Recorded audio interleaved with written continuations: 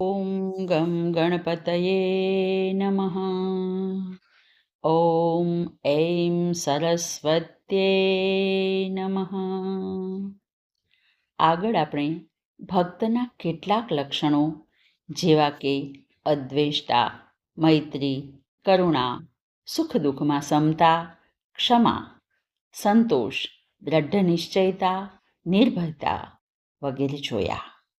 હવે આ જ ક્રમમાં ભક્તના લક્ષણોનું આગળ વર્ણન કરતા ભગવાન કહે છે, અનપેક્ષ શુચિર્દક્ષ ઉદાસીનો ગતવ્યથ સર્વારંભ પરિત્યાગી યો મદ્ભક્ત સમે પ્રિય.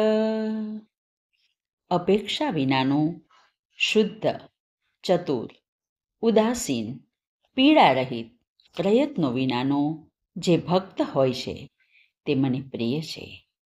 સંસારના બધા સંબંધો અપેક્ષાઓથી જોડાયેલા હોય છે, પરંતુ ભક્ત બધી જ અપેક્ષાઓથી રહિત હોય છે.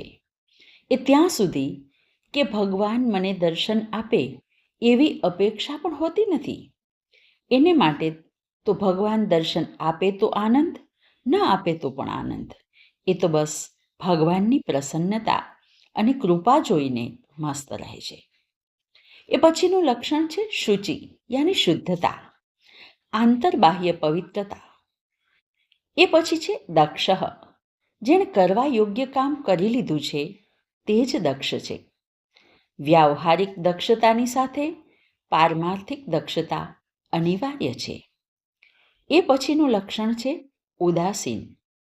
અહીં ઉદાસીન એટલે પક્ષપાતથી રહિત અથવા તટસ્થ. આ પછીનું લક્ષણ છે ગતવ્યય. ભૂતકાળની વ્યથાઓને ભૂલી જવી તે ગતવ્યય કહેવાય.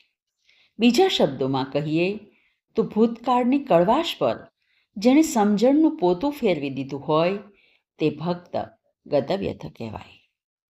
અને ભોગ અને સંગ્રહના ઉદ્દેશ્યથી નવા નવા કર્મ કરવાને આરંભ કહે છે. આવા સઘળા કર્મોનો ત્યાગ કર્યો છે એવો ભક્ત મને પ્રિય છે.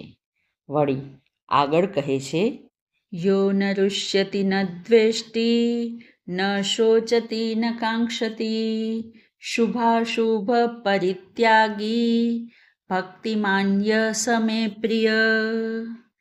જે ભક્ત નથી તો હર્ષ પામતો કે નથી શોક કરતો, નથી તો કોઈનો દ્વેષ કરતો કે નથી કોઈ પ્રકારની આકાંક્ષા કરતો, શુભ અશુભનો પરિત્યાગ કરે છે, આવો ભક્ત મને પ્રિય છે.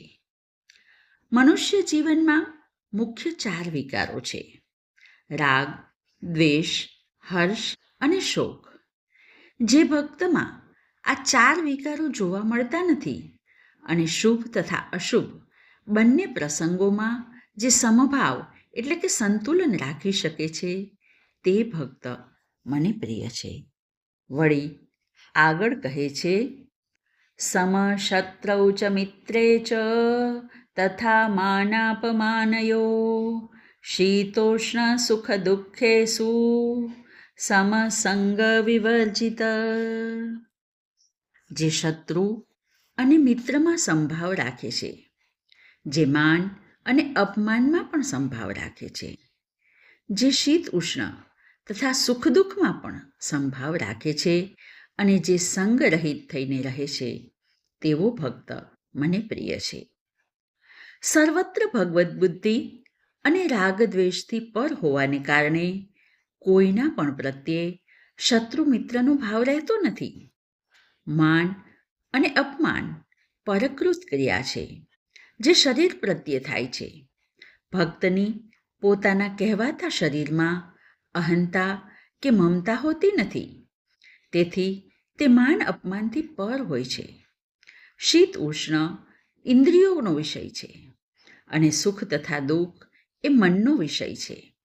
આ બધી જ પરિસ્થિતિમાં જે આસક્તિ સાથે સંબંધ છોડે છે તે સંગ વિવર્જિત અને તે મને ભક્ત પ્રિય છે. આજે બસ આટલું જ. હરિ ઓમ.